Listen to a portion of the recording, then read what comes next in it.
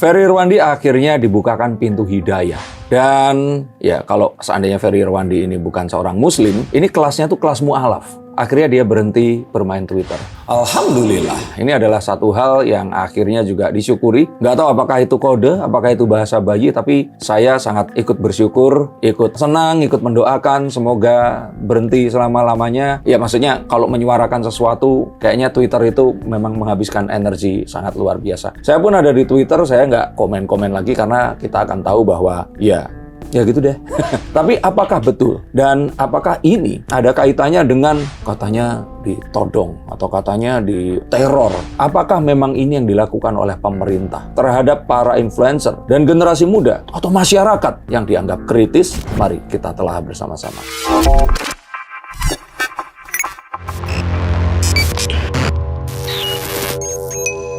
Halo Science-Seekers, kembali berjumpa bersama saya Denny Darko. Tidak ada yang namanya misteri, yang adalah tanda-tanda yang kita semua coba untuk mengerti. Nyenggol, ya ini bukan masalah nyenggol ya, karena beliau sudah jadi seorang tokoh publik, ya saya tokoh publik juga, jadi kalau seandainya mengambil namanya, ini sesuatu yang ya wajar. Kalau kalian bilang nyenggol, ya iya, saya menyenggol atau mengajak untuk ya orang-orang mencontohkan, menjadikan mereka ini predikat atau objek dari apa yang saya bahas. Dan ini sesuatu yang wajar. Jadikan dan senggol saya juga, karena ruang demokrasi memang ya seharusnya seperti ini. Tapi seperti apa sih akan kedepannya nanti? Apakah memang pemberangusan terhadap pendapat dan orang-orang ini ditekan agar nggak bersuara itu memang terjadi? Ayo kita diskusi di sini.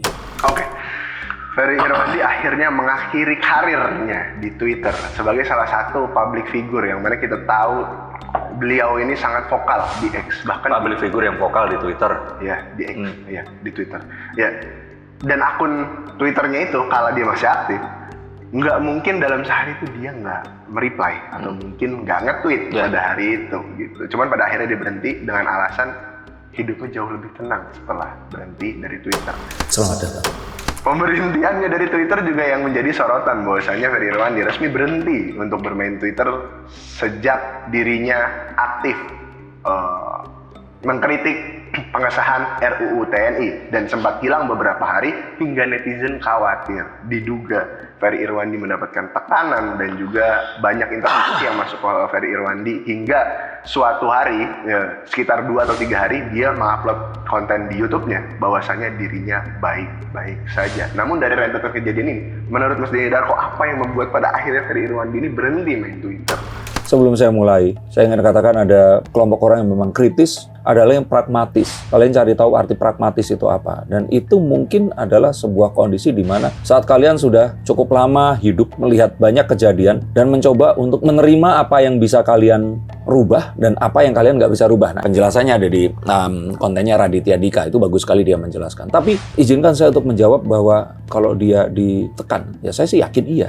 Karena dia sudah dalam tahap membahayakan. Apa yang dia katakan, jadi gini, kalau menurut saya tuh apa yang dikatakan itu adalah apa yang terjadi antara saya dan kamu seperti ini. Tapi apa yang terjadi setelah orang ini nggak bicara lagi dengan dia dan orang itu menyebarkan atau kepercayaan dia terhadap hal-hal yang lain, ini kan sesuatu yang di luar kontrolnya orang-orang seperti Ferry ini tadi kan. Dia menyebarkan kekritisan, dia menyebarkan kekhawatiran, dia menyebarkan tentang apa yang dia rasakan dan lihat, dan terus kemudian ini menyebar widespread seperti sebuah kebakaran hutan, dan ini ternyata memang menimbulkan beberapa hal yang dianggap ya membahayakan, dan kalau dibiarkan ini akan semakin membuat sebuah hal yang nggak bisa dikendalikan untuk sebuah negara yang memang kita ini masih berusaha untuk struggling seperti Indonesia. Jadi kalau ada ancaman atau ada sebuah teguran, itu saya yakin ada. Dan apa yang membuat dia seperti itu? Ya jelas ancaman ini tadi. Tapi akhirnya dia akan menuruti. Dan akhirnya ya dia mengetahui bahwa oh ternyata lebih aman. Ternyata dengan dia nggak begitu pun ya hidup baik-baik saja gitu. Dia kan mengatakan seperti itu. Ternyata tanpa saya mengatakan apapun ini ya hidup berjalan seperti itu gitu. Jadi yang saya tangkap dari apa yang dikatakan Ferry Irwandi di dalam pernyataannya itu adalah tidak lain tidak bukan adalah pengakuan tentang internet bubble filter yang memang nyata ada. Bahkan saya menyikapi seorang yang saya anggap sahabat, teman baik saya, yang mana kalau nelpon itu nggak sampai deringan ketiga dia pasti angkat, Guru Gembul, yang lagi protes marah-marah di akunnya atau di channelnya Mas Deddy Corbuzier, yang mengatakan bahwa Pak Prabowo itu tidak paham apa yang dirasakan oleh masyarakat. Nah, saya merasakan bahwa Pak Guru pun itu tuh di beberapa pernyataannya saya merasa dia itu terperangkap dalam internet bubble filter itu tadi. Yang dia bilang sebagai masyarakat, ini bisa jadi adalah orang-orang yang ada di kanalnya dia, atau orang-orang yang selama ini berinteraksi di sosial media, atau orang-orang yang tertangkap dengan mesin enigmanya dia itu tadi. Apakah ini ada seluruh masyarakat Indonesia? Enggak. Saya yakin enggak. Dan masih banyak masyarakat Indonesia yang nggak tercapture, yang saya bilang silent majority, yang ya mereka masih menganggap bahwa ya Indonesia nggak baik-baik aja, tapi akan malah semakin tidak baik kalau seandainya ada kekisruhan yang dipicu oleh para so-called kritis aktivis ini tadi. Saya menyebutnya begitu. Jadi ancaman itu benar ada. Dan saya yakin. Tapi apakah itu membuat menjadi memang membuktikan? Mungkin banyak netizen juga menyimpulkan bahwasanya, nah ini Ferry Irwandi apa nggak main Twitter? Dia itu tuh pasti menerima ancaman dan terbuktilah rezim yang sekarang ini anti kritik. Nah, oke, ini menarik. Karena begini, dulu sebelum ada demokrasi, orang ini itu menganggap bahwa pemerintahan yang misalkan kita bilang otoritarian atau apapun itu, atau misalkan yang kerajaan, monarki dan sebagainya, ini adalah yang nggak bisa dikritik dan menyuarakan dari atas ke bawah. Jadi kita nggak bisa kritik apapun itu. Oke, kita simpan ini, kalau ini seperti minuman, kita taruh gelasnya ke sini, oke, kita bicarakan gelas yang lain. Saya Denny Darko yang sudah bersumpah bahwa konten ini saya pribadi, siapapun yang terlibat dengan saya, demi Allah, demi Tuhan, demi keluarga saya, almarhumah ibu saya, tidak pernah menerima sepeser pun uang dari pemerintah.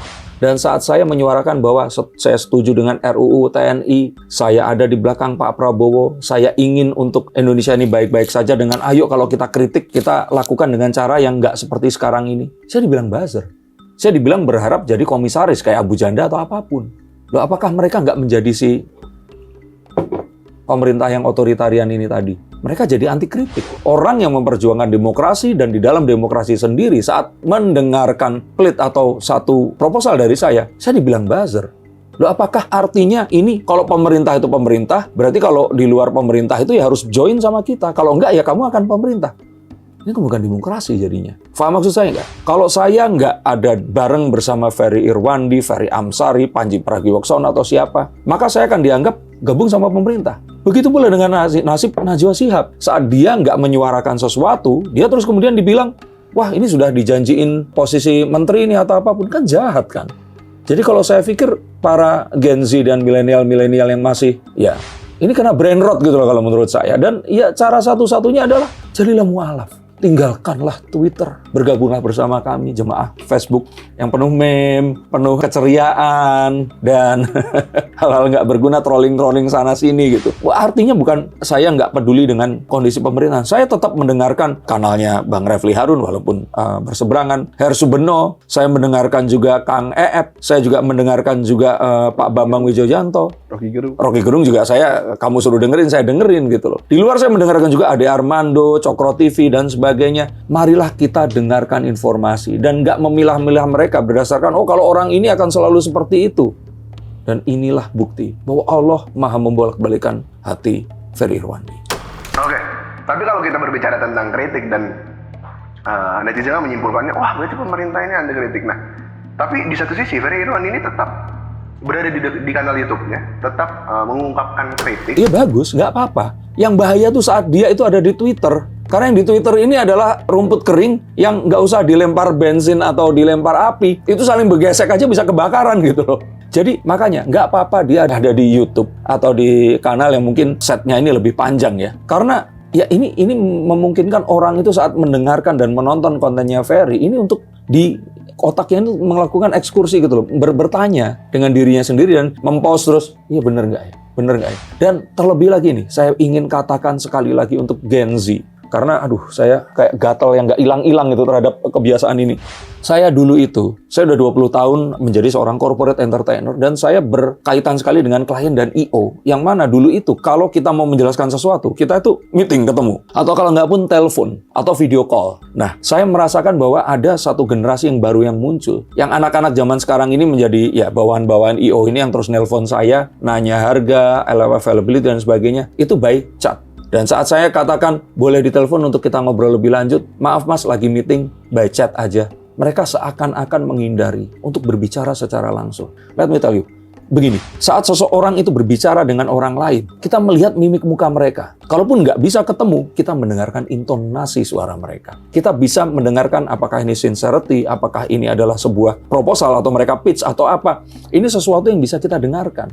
Kalau itu hanyalah kata, itu nggak punya emosi di situ. Dan akhirnya kita menerjemahkan kata tersebut dengan emosi kita di saat ini. Dan ketahuilah saat umur kalian itu antara 15 hingga 26, 27 tahun, itu apapun bisa membakar kalian. Kalian penuh semangat, hormonnya tuh masih berkobar. Musik pun yang didengerin tuh musik-musik yang penuh dengan dentuman. Jadi, ya saya bilang itu tadi, makanya manusia ini lucu-lucunya di usia tersebut. Dan saat kalian seumur saya, ini jadi pragmatis juga. Nah, inilah yang disebut dengan kebijaksanaan. Jadi kalau menurut saya sih di sini adalah ya, Twitter itu sesuatu yang sebaiknya memang dihapuskan dari muka bumi ini sih. Tapi di satu sisi, walaupun kalau kita bilang ya, Ferry Irwandi ini kan masih mengkritik di channel YouTube-nya dan juga masih sehat walafiat hingga saat ini. Bagus, dan jadilah tetap Ferry Irwandi dengan kritikannya. Dan kritikan Ferry ini nggak ada yang salah. Coba kalian dengarkan video saya dari awal sampai sekarang ini, atau sampai akhir nanti. Ada nggak saya menyalahkan kritikan Ferry Irwandi, atau Ferry Irwandi nggak boleh mengkritik pemerintah? Nggak ada. Tapi saat itu dilakukan di X atau Twitter, itu bisa menjadi dugaan penghasutan atau mengajak orang untuk makar. Karena kalimat dan kata itu bisa diartikan dengan berbagai makna.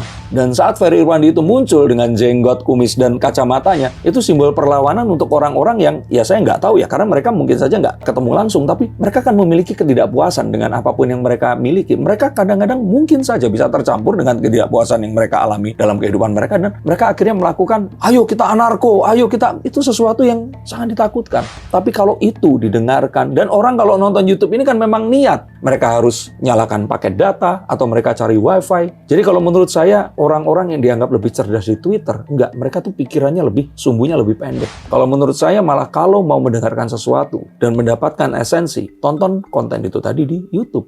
Dan saya sangat menyarankan karena Ferry Irwandi adalah salah satu pemikir kita. Mungkin ya kalau boleh dibilang sama seperti idolanya, dia salah satu orang seperti Tan Malaka di zaman-zaman seperti ini.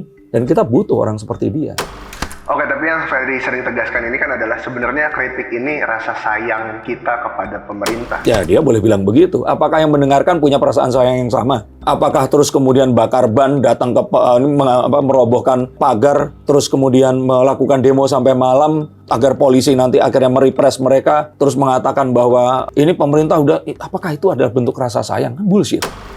Lantas, kalau menurut Mas Denny Darko sendiri, lantas dengan Ferry Irwandi keluar dari Twitter, apakah ini juga harus sebagai langkah untuk orang-orang yang juga masih sering bersuara di Twitter, yuk mari kita jangan terlalu banyak bersuara di Twitter, lebih baik di platform lainnya. Iya, karena agar mereka tuh mendapatkan esensi yang sesungguhnya, mendapatkan maksud yang dimaksud di sini. Kata dan kalimat itu bisa diartikan dengan berbagai maksud. Oke, saat dia terus kemudian menjadi sebuah buku, fantasi kita akan bisa kaya karena kita nggak diberikan sebuah pakem bentuknya seperti ini. Tapi saat itu terus kemudian menjadi sebuah informasi yang harus disampaikan, itu menjadi bias.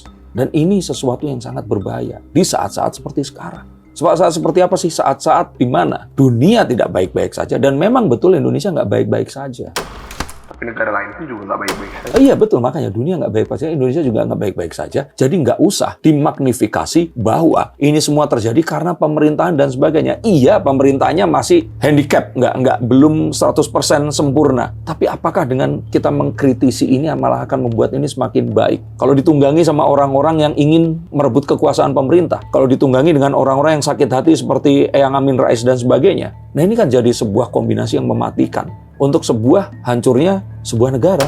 Cuman banyak juga netizen atau mungkin followersnya dari Mas Ferry Irwandi sendiri ya, yang juga membujuk atau mungkin mengirimkan DM untuk Mas Ferry Irwandi ini kembali ke Twitter karena dikhawatirkan ya nanti kalau udah nggak di Twitter nggak ada diskusi lagi kah kepada followersnya, karena kan yang paling bisa cepat reply kan sebenarnya memang salah satunya adalah media sosial Twitter, dan nanti banyak yang takut juga kayak wah kalau Mas Ferry udah nggak di Twitter nih nanti jadi kurang kritis apa gimana gitu. Menurut Mas Darko seperti apa? Ya mereka belum mengerti aja, dan kalau nanti balik lagi ya siapapun yang membuat Ferry kemarin stay away from Twitter, please do it again. Ya karena ini sudah ayem gitu loh. Ya sudah seperti inilah gitu loh. Maksudnya biarkan dia berkarya di YouTube saja gitu. Kalaupun iya nggak apa-apa. Tapi mungkin draftnya bisa dikirimkan dulu ke Kodim setempat atau apa gitu. Seperti itu. Oke, terakhir Mas Darko, apakah memang kalau kita bilang ya, ini kan selain banyak yang juga mengomentari terkait hilangnya Ferry waktu itu, apakah kalau dengan dia menjauhi Twitter dan juga fokus di YouTube ini, akankah Ferry Irwandi juga akan menerima kalau kita bilang ancaman atau mungkin saya pikir sih enggak ya. Kalaupun iya tuh ya mungkin di satu bahasan yang mungkin terlalu akan terlalu offset atau apa. Tapi kita itu tahu loh dari dulu Pak Jokowi itu ada nggak sih ngancam orang, nangkep orang? Nggak ada, nggak pernah ada. Dan saya yakin di Pak Prabowo pun itu kalau nggak dalam kondisi terpaksa ini nggak akan terjadi. Artinya apa? Apapun yang dikobarkan secara sengaja atau tidak sengaja oleh Ferry Irwandi di Twitter, itu sudah di dalam tahap membahayakan kepentingan negara. Bukan kepentingan kelompok loh, kepentingan negara. Perpecahan bangsa. Apapun itu. Dan ini saya nggak membesar-besarkan karena ya tadi itu bahwa ini satu hal yang sangat berbahaya. Dan ini belum pernah ada dalam sejarah. Kehidupan berbangsa, bernegara, perdemokrasian di negara manapun, sosial media. Di negara dengan 280 juta penduduk yang tersebar di ribuan pulau yang semasif ini akan bisa menimbulkan perpecahan yang sangat-sangat luar biasa. Dan memang kalau menurut saya Pak Prabowo sebagai panglima tertinggi, siapapun menhannya, ini keamanan cyber. Ini lebih penting dibandingkan menjaga perbatasan negara yang berbatasan di garis terluar negara kita. Jadi marilah kita melihat bahwa sosial media ini sesuatu yang akan bisa mengintegrasikan negara kita atau disintegrasikan bangsa ini. Maka kita sikapi ini dengan lebih hati-hati lagi. Silahkan berkomentar. Apapun itu saya menerima. Karena inilah negara demokrasi. Cuman tadi yang saya nggak terima adalah, saya nggak terima sepeser pun terus disebut buzzer. Atau ada nggak sih pendaftaran buzzer di mana kira-kira? Terima kasih, sampai jumpa dan salam.